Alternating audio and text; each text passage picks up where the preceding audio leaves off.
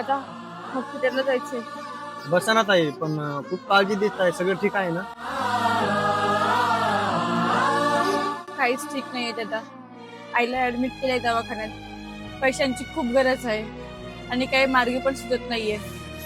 माझा तर देवावरचा विश्वास उडालाय. ताई, मला एक सांगा, आपण जेव्हा रिक्षात बसतो तेव्हा ड्रायव्हर कोण आहे, त्याला गाडी चालवता येते का, तो विचारतो का? नाही ना, कारण आपला त्याच्यावर पूर्ण विश्वास असतो. मग ज्याने हे जग बनवलंय तर स्वामींवर विश्वास ठेवायला आपण का डगमगतो? भिवू नकोस, मी तुझ्या पाठीशी आहे.